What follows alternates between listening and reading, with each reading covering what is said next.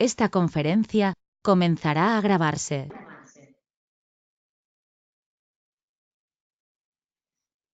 Esta conferencia comenzará a grabarse. Vamos a continuar nuestra sesión de la clase pasada, en la cual estuvimos trabajando ya con las posiciones largas y cortas, pero específicamente en opciones, tanto opciones de compra como opciones de venta. Entonces vimos por qué las opciones son diferentes a los contratos y tiene que ver con esta parte en la cual yo decido si la ejerzo o no, cuando soy el dueño de la opción. Y cuando yo la emito, tengo la obligación de responder a la persona que la está queriendo ejercer conmigo. Y veíamos que existen entonces dos tipos de opciones de compra y opciones de venta. Las opciones de compra, que les llamamos calls, cuando veíamos la posibilidad de que una persona adquiriera esta opción, decíamos que tenía un call largo o un call comprado, y esta persona mayormente lo que va a estar buscando es que los precios suban. Y si los precios bajan, simplemente no ejerce la opción. Por el contrario, la persona que le da esa cobertura a la persona que le vende el call o que tiene el call corto, va a buscar que los precios sean bajos para que la persona no ejerza la opción y por ende se gane la prima. Alternativamente, también checamos un poco acerca de las opciones de venta, que son los puts, en donde la persona que lo compra va a tener un put comprado o un put largo. Lo que va a querer es que el precio baje y en el caso de que el precio suba, pues simplemente no lo va a ejercer porque preferirá vender en el mercado más caro que vender a través de la opción.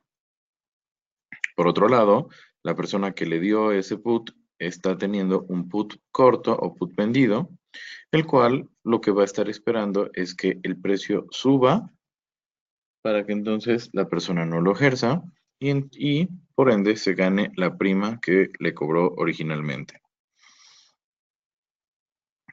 Ok, entonces ahí fue donde nos quedamos la sesión pasada y es lo que estuvimos revisando, cómo funcionaban estos esquemas de pago. Entonces podemos trabajar un poco con alguna idea respecto a resumir qué es lo que yo puedo esperar respecto a las posiciones. Vamos a llamarlos largo y corto, pero hay que recordar que este largo y corto es respecto a eh, el derivado. Ok, y vamos a ver, por ejemplo, el contrato.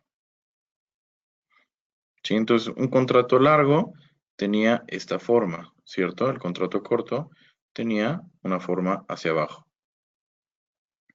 Un call largo, su forma es constante y luego es creciente. Y el call corto, lo que va a hacer es constante y luego decreciente. Y por último, tendríamos el put, el cual en su forma es decreciente y luego constante, y el put corto, que sería creciente y luego constante. ¿Ok? Estas son las formas básicas. Ahora, recuerda, posiciones que son largas. ¿Sale? Las posiciones largas son esta y esta. ¿Ok? Largas, recuerda, no necesariamente significa de que vi que el nombre dice largo. Un put corto, de hecho, es una posición larga porque estás esperando que el precio suba. Mientras que estas otras tres son posiciones cortas, el contrato corto, el call corto y el put largo, porque lo que voy a estar esperando es que el precio baje. ¿Ok? Ahora, algunas características que debemos de notar a partir de esta forma gráfica que tienen. En el contrato larga vamos a hablar en todos los casos de la pérdida máxima y de la ganancia máxima.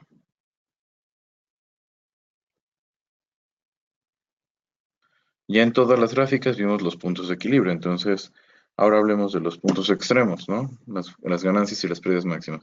En el caso del contrato, lo que va a pasar es que, si te das cuenta, el tope es justamente cuando el precio se va lo más a la izquierda posible. Es decir, cuando el precio spot es igual a 0. Ahí teníamos una pérdida máxima y la pérdida máxima que correspondía era menos el valor futuro del contrato. Mientras que su ganancia máxima ocurre hacia la derecha, o sea, entre más a la derecha o entre más suba el precio spot es mejor, o sea, cuando el precio spot tiende a infinito. Y lo que vamos a tener aquí pues es ganancia infinita, ¿sí? No hay límite. Mientras que en el contrato corto tienes una ganancia limitada, la cual ocurre que es justamente el precio futuro, y tu pérdida máxima es ilimitada. Una pérdida máxima que es ilimitada.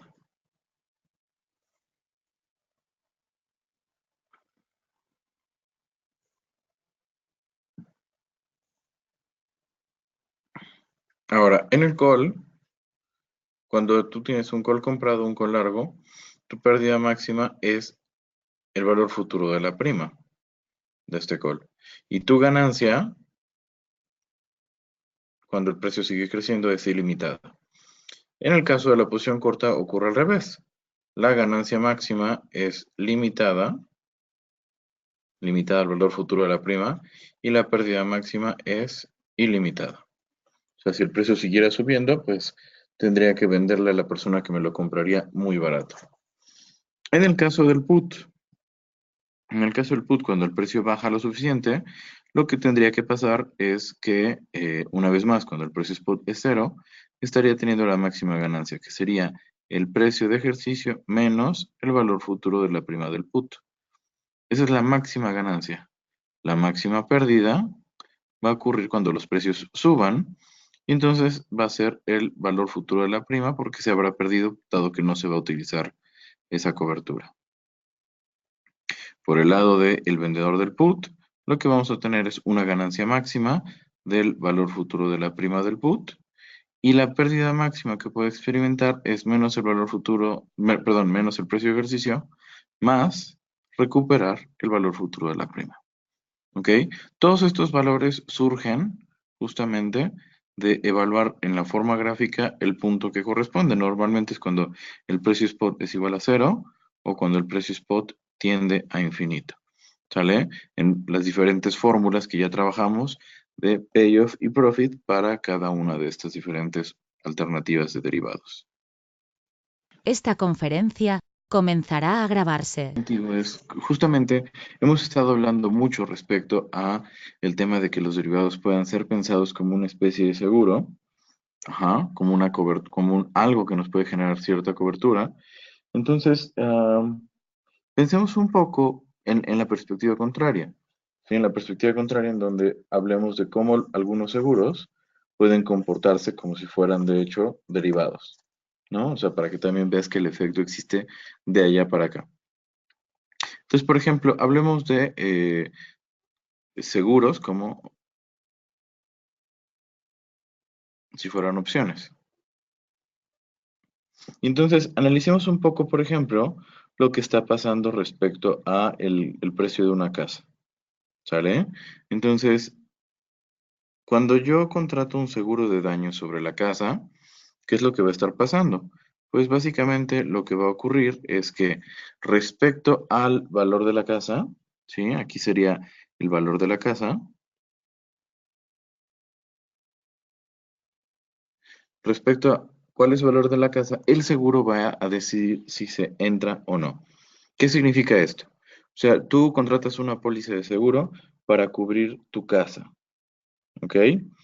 Y entonces, en esta póliza, lo que estás buscando es preservar en todo momento el valor de tu casa, de tal forma que si en algún punto recibe alguna clase de daño, entonces puedas agarrar y pedirle a la aseguradora que se encargue de resarcir ese daño. Esta conferencia comenzará a grabarse. Algunas condiciones para esta póliza de seguro, ¿sale? Por ejemplo, digamos que es una póliza de seguro sobre tu casa que tiene un valor de 2 millones de pesos, ¿correcto? Ahora, vamos a decir también que el precio de este seguro, la prima que pagas por el seguro, sea una cantidad de 150,000 pesos. ¿Sí? Entonces, lo que va a funcionar con este seguro es, Si en algún punto hay daños en tu casa, el seguro va a entrar y va a resarcir esos daños, va a reparar tu casa. Por ahora pensemos que el precio de la casa es fijo, es decir, que lo único que puede hacer que cambie no son oferta y demanda de mercado de bienes raíces, sino más bien que la casa tenga tal cual un daño o no. ¿Ok? Y por ahí también pensemos, por ejemplo, que la aseguradora te cobra un deducible de 250,000. Es decir, cada vez que haya un daño en la propiedad que sea de menos de 250,000, pues mejor pagarlo tú en lugar de que lo cobres a la aseguradora. Y cuando el daño sea superior y sea mayor al deducible de 250,000, por ejemplo, uno de 1 millón, pues tú nada más pagas 250,000 y los 750 restantes los pone la aseguradora. ¿Ok? Entonces, pensemos un poco en diferentes posibilidades respecto al precio de la casa. Lo primero es, por ejemplo, si el precio de la casa se mantiene en 200,000. Si se mantiene en 200,000, si nada ocurre durante el año, pues simple y sencillamente la aseguradora no tiene que responder y yo no voy a pedir que algo pase por mi casa, ¿no? O sea que no voy a estar pidiendo que reclamen algo que no voy a estar reclamando por algún daño que no ha tenido mi casa, ¿sí? Entonces, en ese escenario yo estaría en este punto, en donde representa justamente una pérdida. Eh, voy a utilizar las cantidades, ¿cómo se llama? En miles, ¿sale? Entonces vamos a decir que los 2 millones son 2,000. ¿Sale? Y entonces, en este caso, lo que estaría perdiendo sería mi prima de 150,000. ¿Sale? Es una pérdida de 150,000. Porque simple y sencillamente no utilicé. De hecho, si por alguna razón el valor de mi propiedad sube, pues en general no voy a estar utilizando la póliza, porque la póliza solamente la voy a utilizar en dado caso de que tenga algún daño. Si el valor de mi propiedad sube porque le hago alguna adaptación adicional o porque le estoy poniendo un nuevo piso o alguna nueva instalación, pues bueno, en ese sentido, no estaría utilizando la póliza de seguro tampoco y lo que tendría es un comportamiento que se extendería de esta forma hacia la derecha. ¿Sí? Si el valor de la casa sigue aumentando, por supuesto que no voy a estar utilizando el seguro. Ahora, el tema es este. Pensemos en que justamente el valor de la casa esté experimentando o que pueda sufrir la posibilidad de alguna pérdida. ¿Sale? Entonces, pensemos que se rompe una ventana, por ejemplo. Entonces, se rompe una ventana, a lo mejor es una reparación de 200 pesos, ¿sí? Y por supuesto que yo no voy a pedir que me la repare la aseguradora. La voy a hacer por mí mismo porque es más económico pagar esos 200 pesos que el deducible de 250,000. ¿Correcto? Entonces, va a haber una serie de pagos que yo voy a preferir hacer antes de que le pida a la aseguradora, oye, ¿sabes qué? Tú responde por mí. ¿Sale? Entonces vamos a completar un poquitín los números por acá. Si aquí fueron los 2 millones, aquí sería más o menos 1,000. Aquí, que es la mitad entre estos dos, sería 1,500. Y aquí, 1,750. ¿Sale? Ahora, particularmente, ¿por qué elegí 1,750? Porque resulta que conforme el precio de la casa va bajando, aquí en 1,750 es el último punto de indecisión. Porque si todos estos valores que están en esta línea van a ser puntos en donde al fin y al cabo sí hubo un daño en la casa y ya no vale los 2 millones, pero su daño es relativamente leve. Es un daño no gravoso.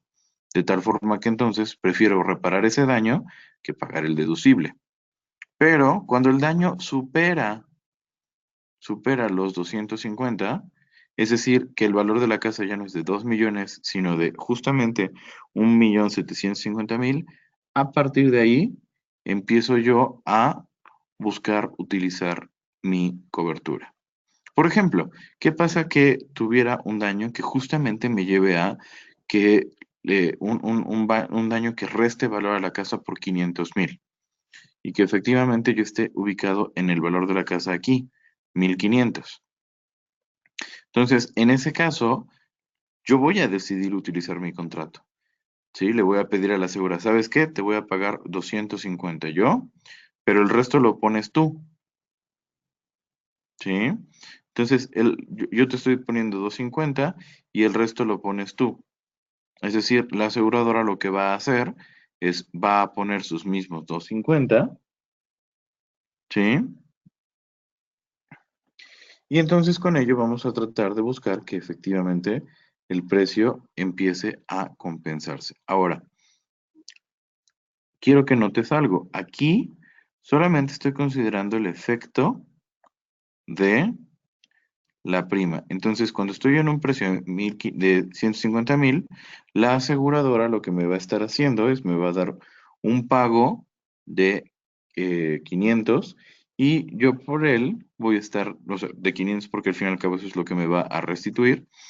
Y a partir de ahí lo que yo voy a estar haciendo es justamente pagar solamente los 150. Esta conferencia comenzará a grabarse. Aquí tengo la pérdida de 150 y lo que va a estar ocurriendo aquí es que yo tengo que perder 150 puntos de valor para que la aseguradora me pague esos 150. Es decir, voy a estar aquí más o menos alrededor de 1,600, 1,600,000. Si continúo, por ejemplo, aquí en 1,000,000, pues la ganancia va a ser superior.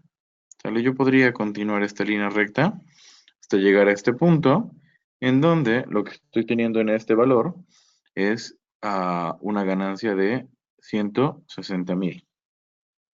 Ajá, perdón, 1,600,000. ¿Por qué? Porque supongamos que el valor de la casa se pierde absolutamente, es decir, que todo lo de la casa se, eh, se pierde porque es una pérdida total, o sea, hubo un derrumbe absoluto y entonces ya no vale nada la casa. ¿Ok?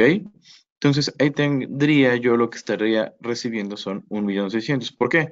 Porque si la casa ya no vale nada, entonces es labor de la aseguradora restituirla en su totalidad hasta el punto en donde otra vez esté completamente construida con un valor de 2 millones. Sin embargo, hay que tomar en cuenta que para ese punto yo habría pagado ya mi prima de 150,000 y mi deducible de 250,000. Entonces, lo que me entregó la aseguradora fueron 2 millones, menos lo que yo le entregué, que es mi deducible y mi prima, 400,000. Lo que acabo recibiendo al final de parte de la aseguradora es 1,600,000 en ese punto. Ujú. Entonces, ah, justamente esta línea, la que acabamos de dibujar, ¿no? Bueno, de completar, porque es lo que hemos estado dibujando, esta línea que completamos,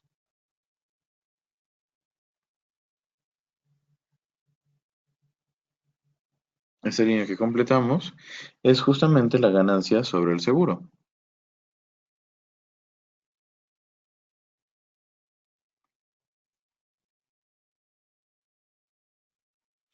La ganancia sobre el seguro.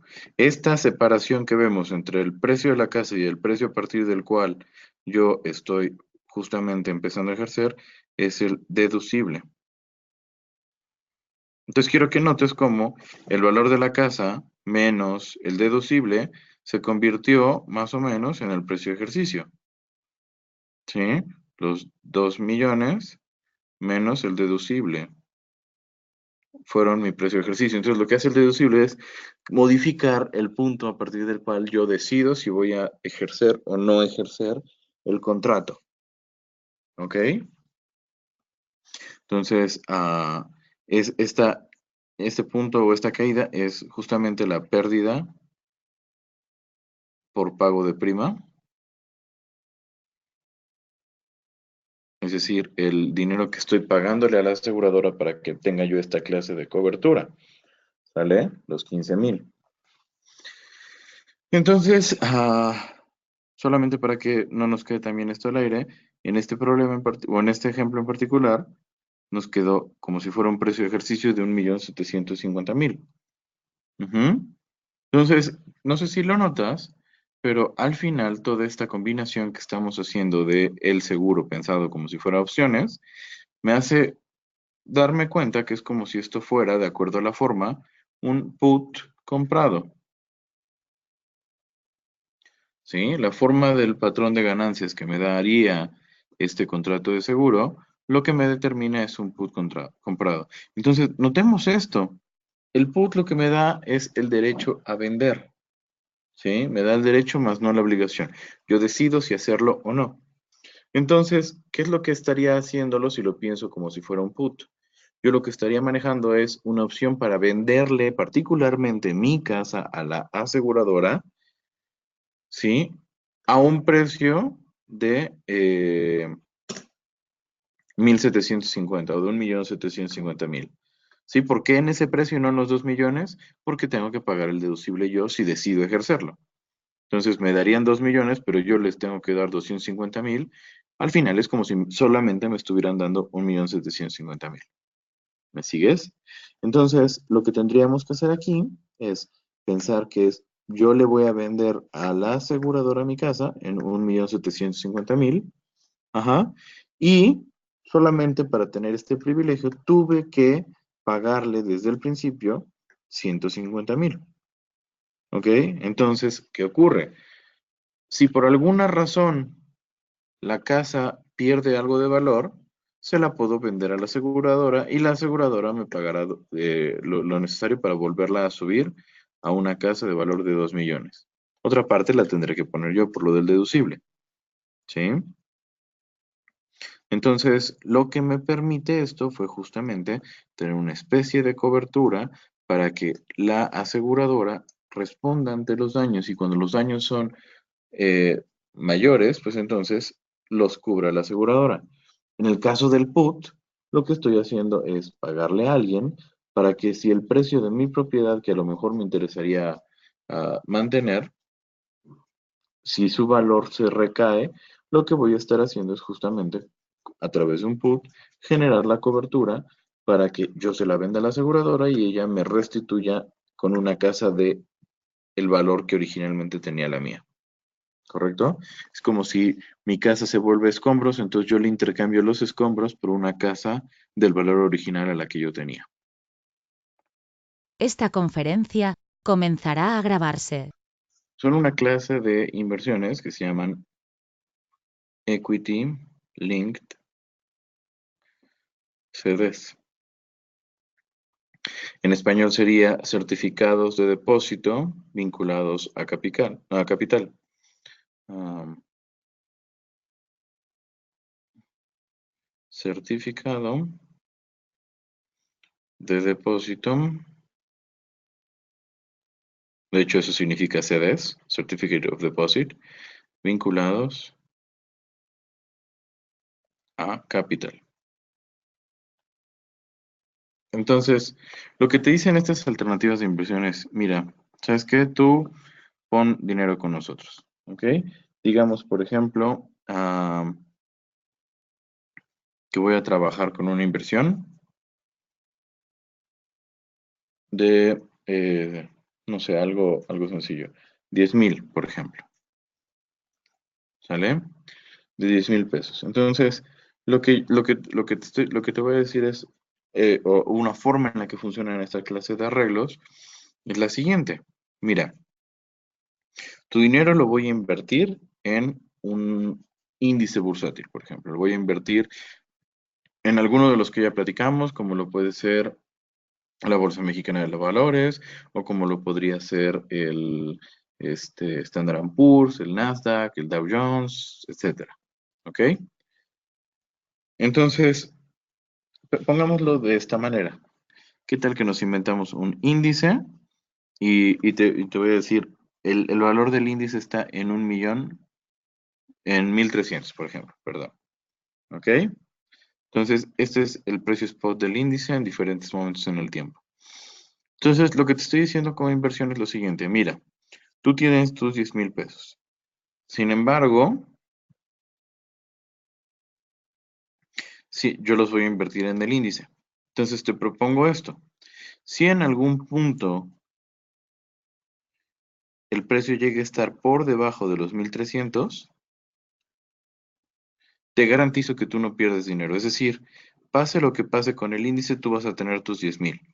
O sea, cualquier valor del índice por debajo de los 1.300, lo que va a significar es que tú al final del año, el beneficio que estés obteniendo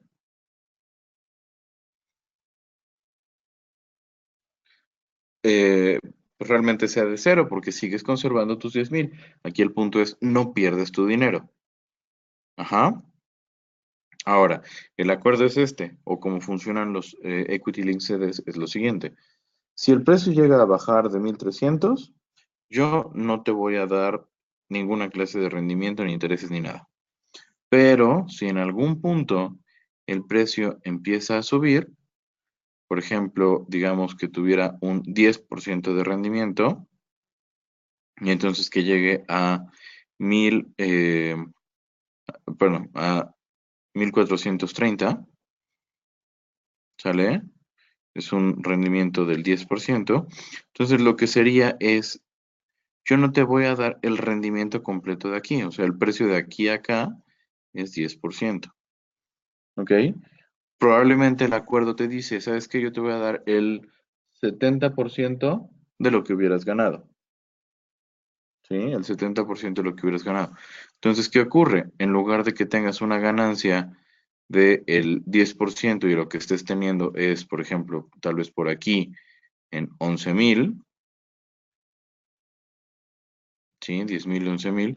En lugar de que tengas esta ganancia del 10%, vas a tener una ganancia del 70% de lo que ganaras.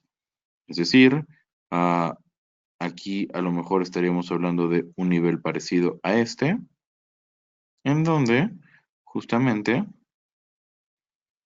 yo estaría teniendo o percibiendo una ganancia del 70%. Es decir, los 10,000 más una ganancia del 10% son 11, pero realmente no es el 10, sino el 7%, o sea, 10,700. ¿Ok? Entonces, esto que empieza a ocurrir aquí también va a manera de línea recta y empiezo a tener esta clase de forma. ¿Sí? Si lo notas, es la forma, o es una forma extremadamente parecida a lo que sería un call comprado. Y entonces, básicamente, lo que estás haciendo con un Equity Link CD es tratar de que efectivamente eh, tú hagas una opción de compra. ¿Una opción de compra sobre qué? Particularmente sobre el índice. ¿Sí? Entonces nota cómo esto que es un producto de inversión que en un banco te podrían estar ofreciendo, al fin y al cabo realmente significa de cierta manera hacer una compra sobre una opción.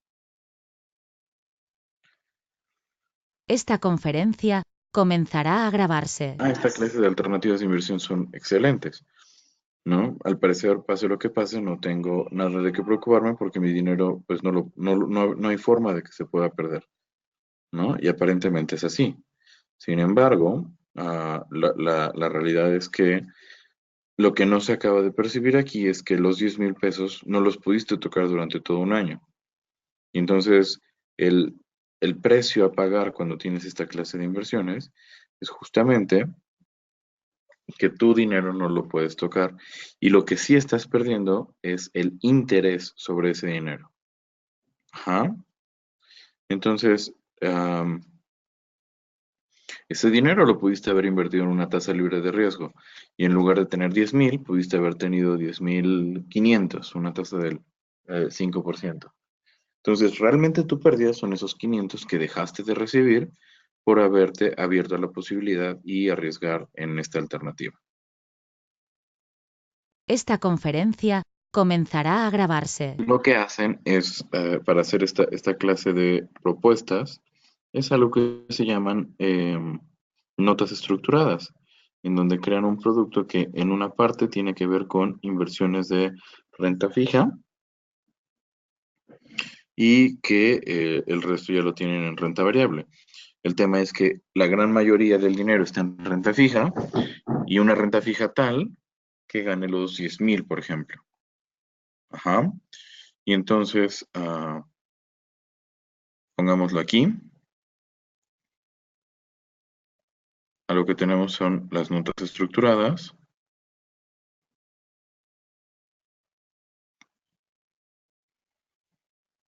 Que, como te decía, lo que te van a decir es, bueno, tienes una cantidad de dinero y entonces ese dinero lo vamos a poner a invertir.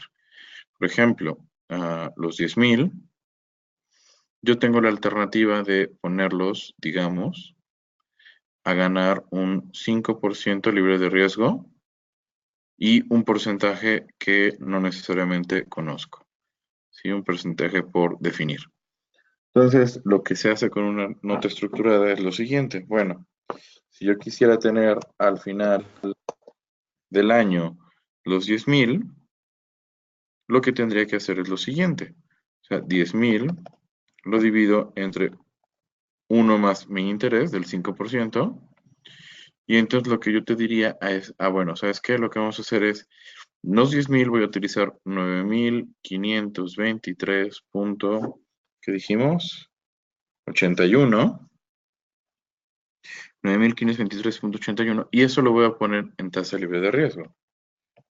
Y el resto, o sea, 476,19, lo voy a poner en inversiones con un riesgo mayor.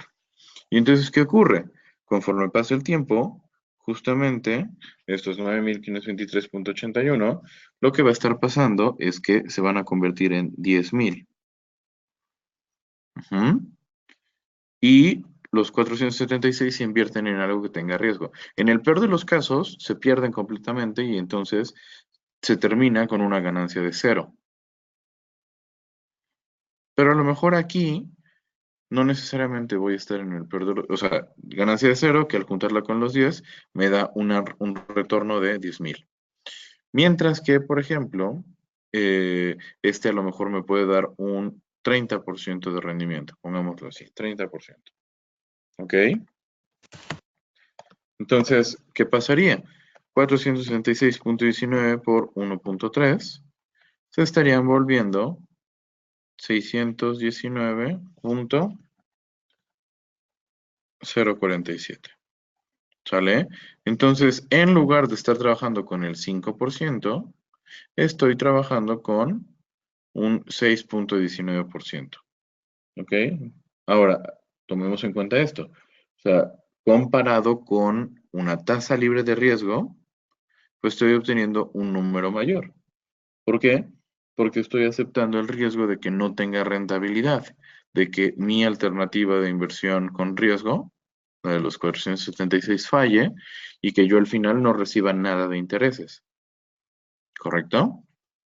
Entonces, así funcionan las notas estructuradas y quiero que veas que es prácticamente el mismo negocio de lo que se estaba ofreciendo con los Equity Linked CDs. ¿Ok? En ambos casos estoy trabajando con algo cuyo comportamiento es prácticamente el que percibimos cuando pensamos en el call. ¿Ok? Ahora, por último, quiero hablarte acerca de un concepto que se llama moneyness. ¿Ok? Existen tres formas de moneidad. No existe, no existe una traducción al español de este concepto. La primera se dice in the money. Voy a poner aquí una raya. La segunda se dice out of the money.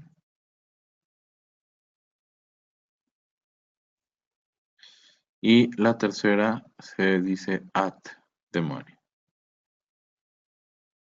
¿Ok? Entonces, cuando hablamos de in the money, me estoy refiriendo a, por ejemplo, en un call, estoy pensando que el call lo que va a pasar es, a partir de este punto, toda esta zona va a ser in the money, y quiero que pienses, por ejemplo, para el put, también de esta manera, cuando tenemos esta forma, call, put. Entonces, la zona in the money es justamente esta zona que tenemos aquí. La zona en donde se estaría ejerciendo justamente mi opción. Mi zona in the money tiene que ver con el hecho de que yo estaría ejerciendo la opción. Entonces, lo que decimos es un call que se encuentra in the money tiene un precio de ejercicio. Entonces, ¿qué pasa? Un call in the money con precio de ejercicio 1000, en automático me está implicando que el precio en el mercado está por encima de 1000. Ajá. Si el call no se encuentra in the money, entonces puede ser que se esté encontrando out of the money o at the money. En este caso, si el precio estuviera en 1500, el call se encontraría in the money, el put no. Si el precio estuviera, por ejemplo, en algo más bajo, si estuviera en 500, el put se encontraría in the money y el call, por el contrario, no. ¿Ok? Ahora, ¿cuándo es out of the money? Misma situación, por aquí tengo el call, por aquí tengo el put,